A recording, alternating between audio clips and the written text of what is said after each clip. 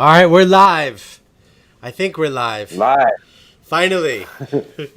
Sorry we're a little late, people. Please let us know that we would love to hear from you in the chat. I am here live with Jamie Awesomeness Schneider. Jamie, say hello. It's my middle name. Hello. How's it going? It's going well. And now I hear feedback. That's weird. All right. That's because your microphone next to me is causing that feedback. Because my volume is Still there. It's going through your microphone. Hey guys, we're just taking care of a little bit of technical difficulties. And all right. Please be patient. There we go. Echo is gone. Please be patient, guys. It's Friday, and we're glad that you're here. So let us know that you are here. And Jamie, how is your Friday going so far? So far, so good. Both of my daughters, their birthdays, they're 4 years apart, but their birthdays are August 27th and August 28th. So my 12-year-old wants a drum set more than anything. So I woke up, drove on the other side of town and bought her a drum set for her birthday. So I am so sorry for you. No, it's okay. She's actually really good. She's really talented at cooking and really talented at music. So all during the quarantine, she's in percussion and band school. She's got a xylophone, and every day she's printed out a new sheet music and taught herself a new song. So that's awesome. And during the whole quarantine thing, I know that I think it was you. Like, you don't have a lot of kids in your neighborhood, so your poor kids were like. No, they're so desperate for human interaction with other kids and yeah, that's and there goes my video feed. So today's going off to you're back. My back. All right, good. I see your back. Woo! So background's a little all natural today. Just decided to go with a new camera. I'm working on this whole background here. New great things are happening, and you're getting a peek behind the curtain today. So, Jen, where did you go? Are you still here? Yeah. Oh, why don't you come in and say hello real quick, and then you can go back. So Jen Lewis, my co-host, is in town helping me shoot all kinds of stuff this week, and I have to say thank you to her right off the bat. She's been amazing in helping me do some headshots, do some senior stuff, and I really appreciate all the help that she's been giving me in all the stuff. She came all the way out here from Charlotte, North Carolina. and so I want to say thank you. She can't stay because there'll be an echo if we're next to each other and I'm not wearing my headphones and I don't have a double splitter check. She's going to go in the other room, but pretend that she's right next to me. But thanks for being here, Jen. Yes, absolutely. All right. Good to be here. Hey, Jamie. Hey, bye. So, Jen, you're going to man the chat? Yes. Okay, great. All right, so first of all, let me bring anyone who hasn't seen what happened to Jamie. Let me see if I can refresh everybody. Actually, you know what? You had a problem with the client. We got together a few months ago. Give us the story again. Okay, just the beginning of the story. Beginning of the story. My wife and Katie, who works for us, went to New Orleans to shoot a wedding right at the beginning of the pandemic, right as lockdowns were happening. Right. The wedding wasn't what the couple wanted because of the lockdowns. I think like half the people showed up. It was kind of a letdown from their end. But we shot the wedding. Pictures were gorgeous. The day of, clients were very hugs, appreciative. You guys are amazing. Thank you. We couldn't be happier. You all are the best. Blah, blah, blah. We deliver the photos. And within an hour of delivering the photos, we got this long letter that pretty much said, give us $5,000 or we're going to leave you a bad review. Wow. It was a little bit of a, from what we and our lawyers looked at, pretty little extortion type of thing. So the fella, the client was a lawyer or is a lawyer who specializes in getting out of contracts We didn't know that when we took the client on. Because you ask every one of your clients if they're right. Yeah. Right. Yeah. So we told him no. We sent him a letter from our lawyer saying that's too bad. There's nothing wrong with the photo. So he went ahead and he because he paid with American Express, he got American Express to take all of their money back. So we had to fight with American Express and prove to them that we did in fact uphold our contract and that we did deliver a product that was to par. So. Right. Well, let's go back a little bit. So, again, to reiterate, you shot this right before the pandemic. People were already locking down. You made the decision that you wanted to be there for your clients. You went and shot the wedding. You had to fly from Houston, right? Houston to New Orleans. Yep. You flew through the middle of all of that. You took care of it. Yes.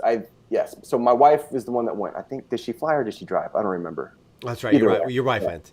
Yeah. I remember when she was flying and you came back and you purposely blew through the edit to make sure that you deliver these images as quickly as possible. Yes. Because you knew that your client was already upset, and you even shared some of those images with us because you were so excited with the way they came out. Everyone agreed that they were absolutely beautiful, and I can attest to that. These were not like, even though it was with everything that was going on, you would not know that it was shot in the middle of a pandemic. The image were processed beautifully within your style, exactly like any of your other galleries. And so, like, just to clear that it wasn't like you didn't deliver a product that was normally what a client would Absolutely. deliver. Right. And like you said, we actually delivered it, I think, 2 or 3 weeks ahead of schedule. Right. That's what I'm saying. Like you made sure to keep those emotions high because, we all know how our clients love. They don't judge us on how good we are. They judge us how fast we are sometimes. Right. And, you purposely made sure that you wanted her energy to be high on this. You deliver the images and she's already, tweaked. Right. Right. So we, it was the groom. He was the one that sent us the letter because we actually found out that they hated them so much. The letter said there wasn't a single photo they could use. They were all out of focus, all blurry. And then we looked them up, and she was using our photos for her Facebook profile picture and all that stuff. So they were actually using our photos on social media that they hated so much. Oh my God, that's terrible. Yeah. Jen, where are you? I'm not. You keep going. Oh, well, you're not joining us today? No. Oh. Did I mess up? No, it's fine. Oh, all right. We could try doing it without the headphones on. I don't want to mess it up. No. Let's give it a shot. So I'm gonna turn on I'm gonna unplug it, and you tell me if there's a echo. Okay? Okay. It's a work in progress here. All right. So Jamie, so then you deliver these images, and a couple days later, there's no usable images. You start getting some shit from this client. It was literally like less than 24 hours later. Wow. It was this big, long letter they sent us saying, we don't like it. We want $5,000 or we leave you a bad review and ruin your career. So nice. We called our lawyer. Our lawyer wrote a big letter saying, come at me, bro. Like, it's not going to happen. Not. And it stinks. And so, if for those of you, I'm going to try and put a link back to when we met a couple of months ago. Gary Fong came on and gave some advice to Jamie about hey, welcome back. gave some advice to Jamie about what to do with chargebacks. And I think everybody out there at some point in time is going to have a situation like this where a client is going to be unhappy. And I think we're going into some newer territories where it is so easy to just charge back on your credit card. And, and American Express has been notorious in the customer's favor when it comes to these chargebacks. But in our situations, we have these contracts that are ironclad, and something really has to go bad for them to allow them this chargeback situation. So so you got this chargeback. Gary came on and gave you a bunch of advice, and take us through at that point. So threatening letters go back and forth. Mm-hmm. Yes. So we wake up one day and we had about $5,500 just taken from our bank account. We wake up. This is right when the pandemic hit. We had our studio. We closed up. Everything is kind of money is tight. This was worst case scenario to wake up in the middle of everybody was so scared at the beginning of this, and then to just have $5,000 taken away. It put a lot of stress on us here in the house. Because we all have $5,500 just laying around. Just say goodbye to.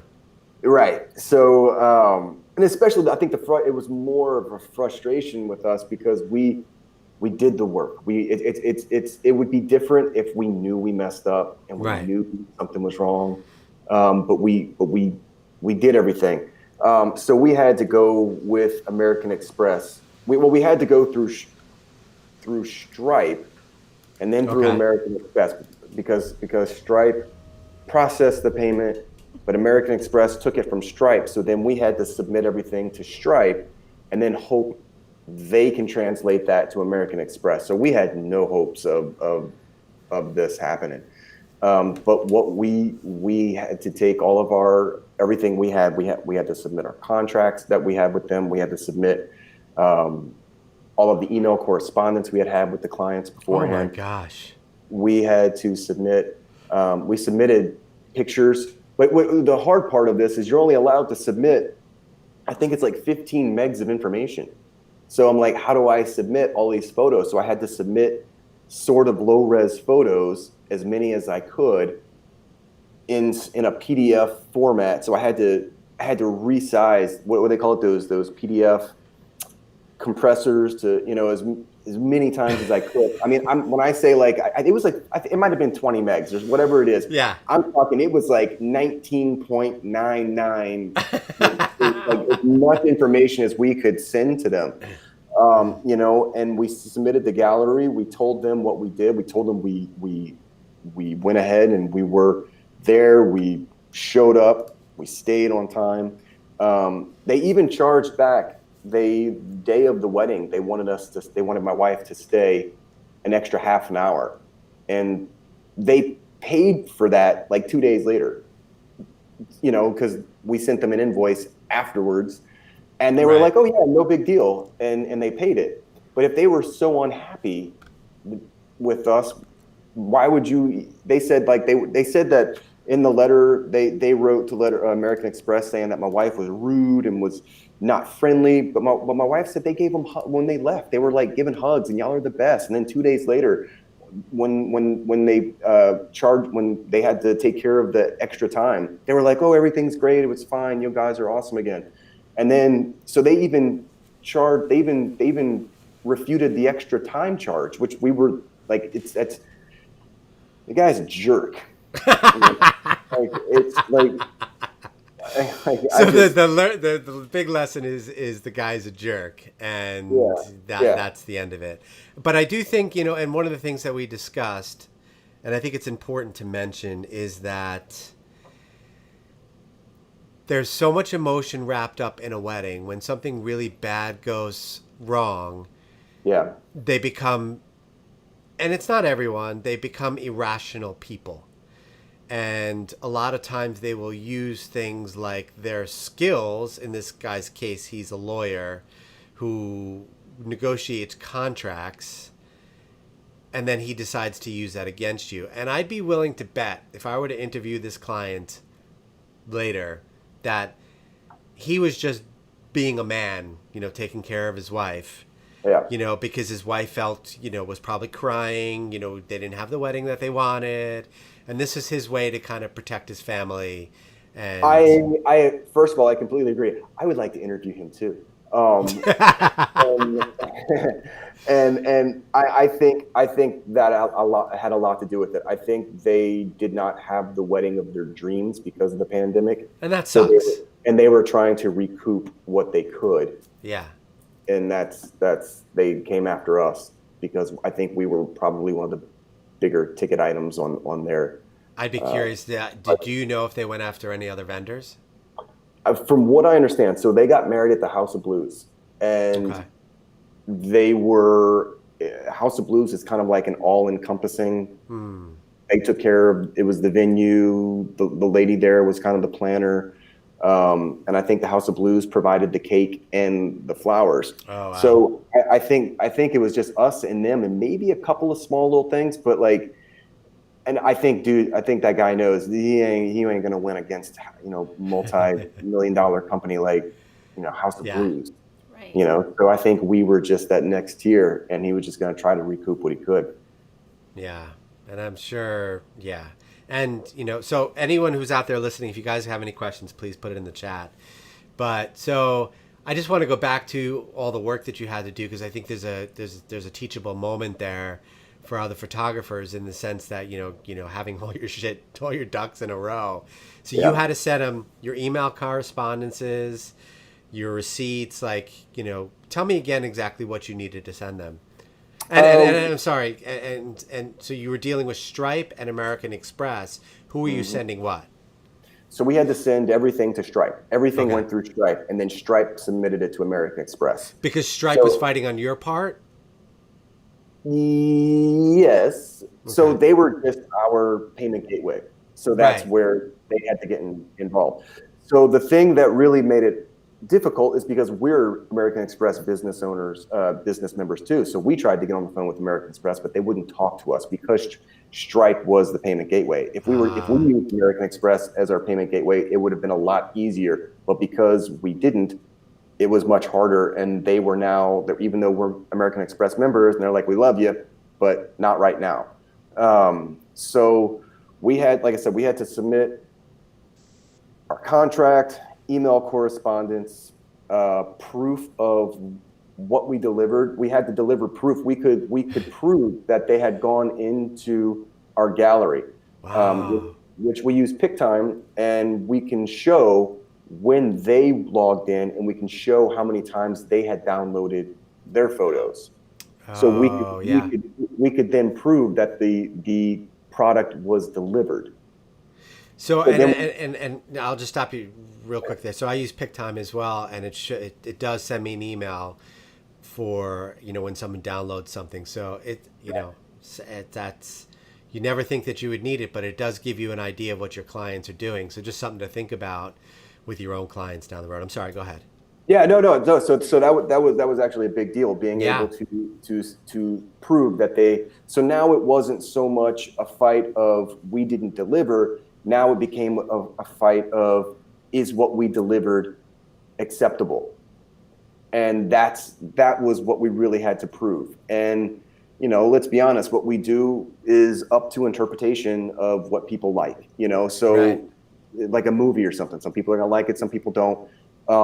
But I think, I've seen on Daily Mail and all these other tabloids, I've seen stories of photographers delivering, crappy pictures before, and they're crappy. I mean, they're just out of focus. It's pictures of the ground. I mean, it's just, I've seen these before, and you go, ooh, that is bad. But this was just not the case. So I was pretty worried there that whoever was going to look at this, it was kind of up to their judgment, So, and we submitted all that stuff, and it took about 3.5 months. We had to wait 3.5 months. So that's how many weeks? That's 12. Thank you. You're welcome. Yeah. That's 12.5 weeks. Yeah. That you are without that money. Right. And the worst part is that you just get your money back, and that's it. And the part that I don't like is that 3.5 months you don't have the money. They punish you for one reason or another. Yeah. You have no recourse beyond that point, and then you have a pissed off client who's not going to buy anything more from you, and not send you any referrals. Right. So we've had people reach out to us because the guy's a lawyer, and what they're saying, what he did is unethical, knowing that what we delivered was fine, that we should report him to the Bar Association of Florida, where he lives, and all this stuff. And I told, like Heather and I, my wife, we talked. I said, I don't want to do that. I said, we got our win. I don't want to go down that road. And now there's accusations of, now we're just, you know what?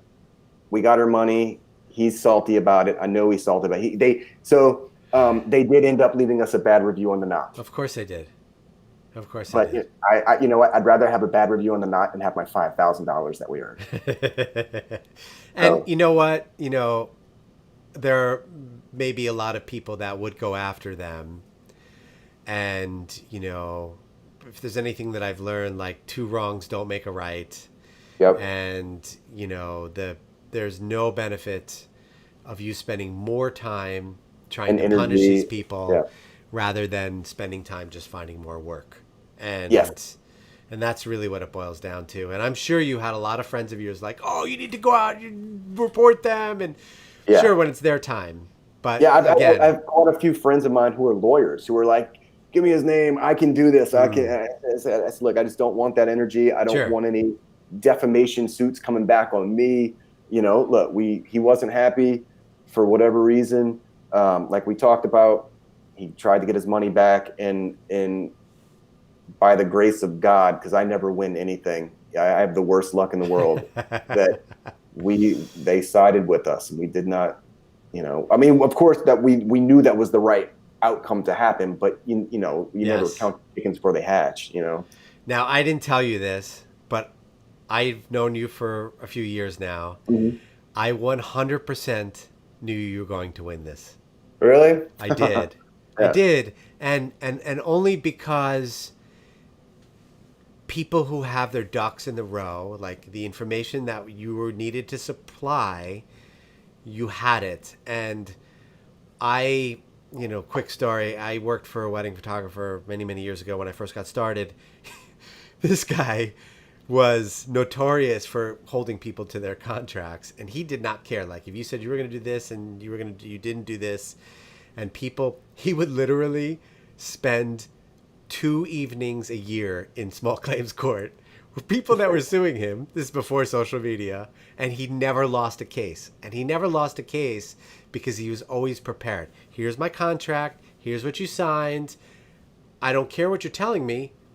I'm sorry.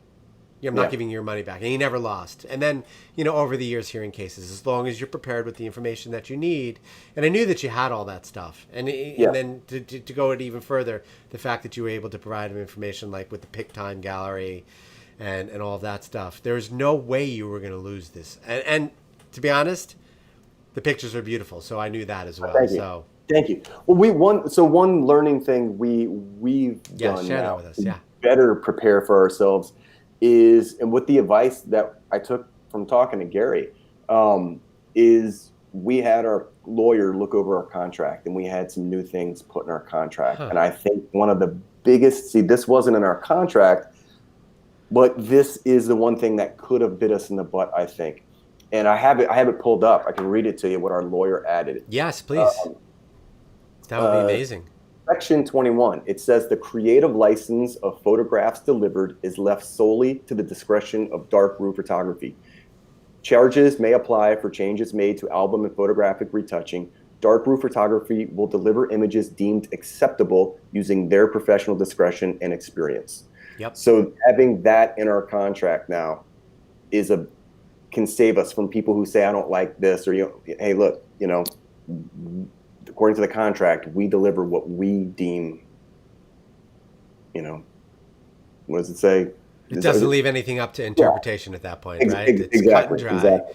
And that is, And, if you don't have that in your contract, everybody should have some sort of clause in that. And it was time for us to redo our contract anyway. We have provisions in there about COVID-19 and reschedulings and things like that.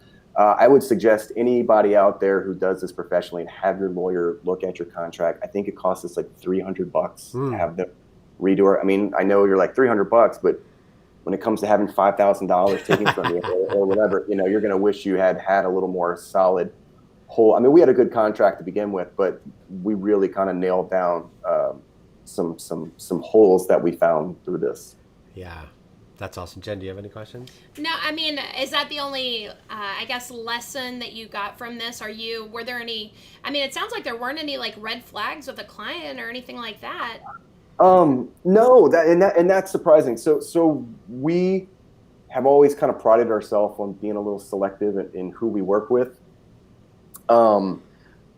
And yeah, there were no red flags, but I mean, it happens. And that, I mean, I have to be honest with you, that is surprising because I can tell you every one of my pain in the ass clients I knew was going to be a pain in the ass before they booked. Okay, yeah. So yeah, we've had the occasional pain in the butts. Sometimes a lot of red flags that pop up for us right up the beginning is if a client is just super hung up on price and what can I get for less? Can we make it cheaper? Can we make it cheaper? Can we make it cheaper? I want to finagle. Let's leave this out. And the ones who try to nickel and dime end up on the back end being the ones who are the biggest pains in the butts about whatever. I know that sounds so cliche, and you probably hear that every workshop, that the people with money are the ones that rarely complain. But I don't think there were any red flags other than, honestly, I don't even think we knew he was a lawyer until after the wedding. Normally, we know most of our clients are lawyers because they tell us they're lawyers within the first time of meeting them. Yeah, so it's funny that never came up, right? Ironically, like the one time. But usually when clients are lawyers, you're like, nice to meet you. I'm a lawyer. You're like, oh, okay. Good for you. Can you send that contract over? I'd like to take a look at that. I'm a lawyer. I'm like, oh my gosh, how many times I've had the contracts go back and forth because they felt like they just needed to do something to the contract. And I'm like, you make your marks on it and I'll sign it. And if I really feel like it, I'll have my lawyers look at it. So tell me about the additions that you've made for COVID now, just, high level. So let's look. I got my contract pulled up here. Where is it about? Meals and beverage surcharge, liability, time about being sued. Sorry, I would have had it highlighted. That's okay. Which, by the way, while you're looking for that, Jamie created it. I found it. Okay, I found it. It says, in the event of postponement due to COVID-19, state where the event is to be held is in phase 1 or 2 of reopening. Dark Room Photography will transfer all monies paid to a new date wherein services are available. The determination to move the event will be made by Dark Room Photography. Original payment schedule and due dates contracted will remain the same. Also, per the other items of the agreement, any amounts paid will be non-refundable. And it goes into a cancellation policy type of thing. But we just wanted to make sure that, because we've had a lot of people who are rescheduling. Yeah. And we do our best to make arrangements. So we actually had another client about 2 weeks ago. We were about to have, 2020. We're about to have another client. We had a client who decided to reschedule their wedding. Their wedding was supposed to be this month back in New Orleans, and they wanted to reschedule it. And they wanted to know our availability. We gave them 10 dates that we were open for, and they decided to have it on Halloween night, a day we're not available. And because that's not going to be a big date for a wedding. Right. And they wanted their money back. And we said, well, look, you're not getting your money back. So they had their father call us, cursing us out. Dad was all mad. What the hell? And we tried to tell him, look, technically, your daughter can still have her wedding. Mm-hmm. We're shooting weddings in New Orleans. You're choosing to move it now. It's not that you can't have your wedding. You're choosing it. And you're choosing to have it on a date that we're unavailable. I'm sorry. We have provided you 10 dates that your daughter could move it to. Right. And she chose not to. So this is not our fault that she is choosing, because according to the laws of Louisiana and New Orleans right now, she still can have her wedding, and you're choosing to move it. So luckily, we showed them the contract. We showed them what you signed, and we're good to go. They're fine, and it is what it is. But and these are tough times, and I think there's a lot of photographers out there right now who are dealing with this, and so that's good advice. And I think what is, and forgive me, what is unprecedented about these times that I've never seen before is that I think for a lot of veterans out there like yourself, this is the first time that you are really being forced to not come up with a solution and enforcing your contract and just saying no. Because I know in all of my years as a wedding photographer, I would always be like, let's get on we'd fight back and forth on emails, and I'd be like, you know what? We need to get on the phone and talk. And usually that solves all the problems. So that's a piece of advice that I can give to everyone. Like, and millennials love to fight back and forth on email. Get on the phone, right? Yeah. Yep. And we almost ran into, we had another issue with the rescheduling. Sorry, I'm getting an Amber Alert. Well, we hope she's okay. Yeah. You're right. So am I. We had a giant wedding that we were very, very excited about coming up. That was supposed to happen this November. It was a celebrity wedding that we were very, very, very pumped about. There's going to be like 600 people there, and they had to move it, and they had to move it to another date. Once again, it was their second time moving it, but this time it was a date that we were not available. Oh. They had already paid us 75% of what they owed us. And they understood. And they said, we understand. And right. Wow. There were no problems with that. You know, they knew they paid it, and they knew the money, anything paid was non-refundable, and they chose to, because we trust me, we wanted to shoot this wedding. Right. So it's still a lose-lose situation. You still lose. You know, I wanted to do it. But unfortunately, but it was an example of the people with the money didn't bat an eye. They said, well, we understand, and didn't fight us on, even though they had paid 75% of what they owed us. That's amazing. Well, and I'm sure that you will try and find a way for them to spend that money somehow down the road. Yeah, no, we love them. I mean, they're sweethearts, and we love them. They love us, and they understand that. Just trying to, I mean, when you're planning a wedding that big, trying to get all the pieces to kind of fit together on a certain date is hard. I mean, you're lucky. My experience with celebrities has not been that good. Really? Maybe another time I'll tell you about when I shot Vince Young's wedding. Oh, really? Okay. Yeah. I'm not even afraid to say that, because their PR agent came after me after posting some of the images, and they were trying to pull a fast one on us by posting when I posted the images, it got picked up by the internet everywhere, and they were going to try and sell the images. Oh, yeah. No, so we've done the celebrity weddings that we've shot. Not only can we not show the photos, we can't even publicly say whose names they are. And that's fine, because you arranged it ahead of time. I went and shot the wedding. I was actually shooting for some friends of mine, and I was just an associate shooter that they hired. So I was like just some schmuck that showed up on the beach to shoot this wedding. And when I got home that night, they were really not nice people. And when I got home that night, I was like, can I blog this wedding? And we looked at the contract. The contract didn't say anything about, any kind of, what is it? Non-exclusive agreement. And so I did. I put a couple of images up on the website, and it got picked up by all these baller websites. And they were so mad. You know what? Someday I'll dig up the voicemail that this woman from LA sent me. Oh, no. So nasty. She's like, I'm going to ruin you. You're never going to take another picture again. And I was like, whoa. It was like, I was scared for about 2 minutes. Yeah.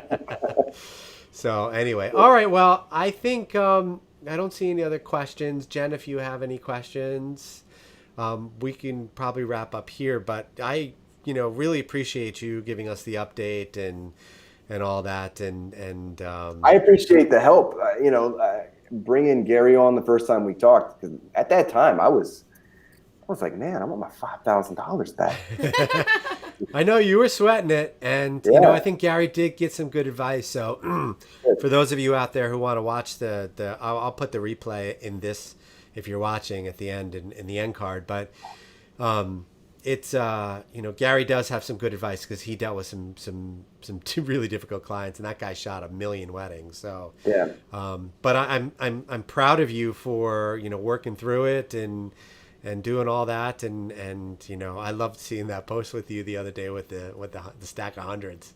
Yeah. That was pretty We legit. got our money back. I was super happy about it. Yeah. I think the lesson here is just, I mean, cover your ass no matter what. You know, you were prepared. You had your contract, you had all your paperwork, you had the emails, and, you know, there are a lot of people who aren't that organized, who don't bother with contracts or, you know, whatever. So I think that's just a really big lesson here, is making sure you've got your stuff in order so you can defend yourself if it ever, you know, because you didn't have any red flags. You didn't have any reason to believe that these clients would do this. You didn't even know he was a lawyer. I completely agree with you. And unfortunately, I believe in the economic hardships that's coming down the pipeline with the economy. I would imagine a lot more people are going to kind of run into this type of situation, unfortunately. I hope that people don't feel bullied or feel like they're going to be taken advantage of. Stick to your contract. That's what they're for. I know a lot of photographers that I've heard even reach out to me with these reschedulings. They're just giving people money back, and I guarantee you the planners aren't, the venues aren't. Stick to your guns. Even though you may be a one man or a one woman shop and you're the one doing everything yourself, don't feel pressured or bullied into this. And please find yourself a lawyer. It's not that hard to do. Get a business lawyer, have a meeting. I promise, having someone like that in your corner when times like this pop up, they're worth their weight in gold. I promise. I will add to that just one quick tip. I know if you're a PPA member, there's a whole lawyer service, and it's actually quite simple. You go online, I forget, you either send an email or you call. There's a service. They kind of talk to you a little bit about what you need, and then a lawyer calls you back and then talks to you. It's part of your PPA membership. Like, I think you get like a 30-minute call or whatever it is, but then they can set you up with a lawyer in your area who specifically knows your thing. So I think, you know, one benefit of PPA in that professional services is having something like that. So just a quick note on that. Or you could just find a lawyer locally too. It's up to you. So anyway, Jamie, thanks once again. I do have one random question for you. I'm kind of jealous of those built-ins behind you. Oh. Can you make Jason's look like that? I want to do that right here. So talk to me about that. Okay, well, here, I'll give you a little tour. This is my home office. Oh, my gosh, that's amazing. Nice. Yes. Did you make that? No. Oh. Dang it. I thought you were going to say, like, go to IKEA. No, but Heather does have. So one thing, what we've done since this pandemic started, we got rid of our studio because we had two companies. We had dark room photography and we had folk portraits. And the studio cost us, it was a big, nice studio. It cost us $6,000 a month to keep open. Gosh. So we made the decision. We had great landlords who let us out of the lease. We actually signed a personal guarantee, so they could have held on to us for the next 2 years. Wow. But they were really great people. They understood the hardships of, you know, doing this. Getting people in the studio was kind of hard for us for a while, so we decided to close it down. Yeah. Our heart's in weddings, and thank God, because the wedding's been floating us right now. Sure. We're still booking like crazy. Heather had 3 consultations this morning for potential clients. That's amazing. So what we're doing is we bought an RV. So I know. I'm jealous of that too. Yeah, I'm in that Facebook group. Yeah. So Heather's going to have me painting and redoing the inside of that. But we've decided, when we're not shooting weddings, we're homeschooling the girls this year. They here in Texas, they gave all the kids laptops so they can do their school from the road. And it's actually in a shop right now, getting the front end alignment. And as soon as it gets done, we're just going to take the dogs and the kids. We got 31 foot, so we're just going to be traveling all over the country. Hopefully, we're going to be taking pictures of people as we travel and kind of make a thing of that. We're going to go use this opportunity to make the most of it right now. You're doing exactly what I wanted to do. I told my wife the other day, like, we could go, because they gave us a choice of online education the entire year. It was called ARC, and then, or in person. And if we had chosen that we could go anywhere, and I was like, God, we could just go anywhere.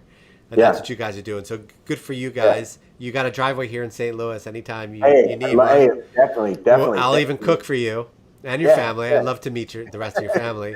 But that's and I think that's great. Like taking advantage of a really, unique situation, and that sounds like a lot of fun. Are you familiar with JMC, John Michael Cooper, and his Roadside Family Project?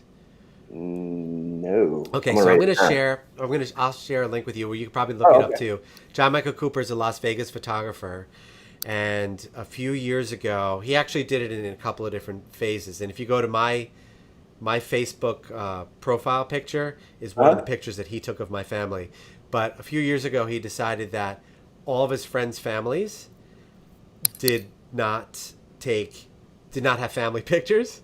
So he rented an RV and drove across the country and met people on the side of the road and took their picture like off an off ramp. I love it. And he called it the Roadside Family Project. I'm surprised. I figued you would know. Wait. I think I did know about that. Jason Dominguez, I think, told me about this. Yeah, Jason is very tight with JMC. Yeah. This was probably he probably like shot 5 years ago at Jason's family. Yeah. Originally, he did it with a blow-up couch. Yes. Okay. I know exactly. Wasn't this about 5 or 6 years ago? Something like that. At least. Yeah. At least. Okay. Yeah. He did it in 2 phases. He did one where he drove across the country in an RV, and he did that. That was about 3 years ago, and then probably 5-6 years ago, he did our family in New York, Jersey, and they're 2 of my favorite family pictures that we own. Yeah. Perfect. Yeah. So we're hoping to do something. Probably not the same thing he did, but we're just hoping to reach out to past clients, because we have clients all over the country. And while we're driving through Nashville or wherever, sign the groups up. Yeah, yep. So we're gonna try to do something like that, and we're trying to. Our big thing this year is for our daughters for them to see the world is bigger. Yeah. We want them to experience this, and we really want to teach them along the way how to leave this world in a better place than you found it. So we're just kind of hoping to instill some of those values into our children. Right on. Good for you. That's awesome. All right. Let's leave on that high note for sure. Cool. All right, dude. Have a great weekend. You shooting this weekend? Probably. All right, dude. Thanks you so much again. And, Thank you. For those of you listening out there, you could always reach out to Jamie, Jen, or I if you're going through stuff like this. We're not hard to find. We appreciate you listening. Leave a comment for Jamie. And we'll have you on again sometime soon. Thanks, man. Peace. All right, dude. Thank you. Stay on. Jamie. Don't go anywhere. Okay.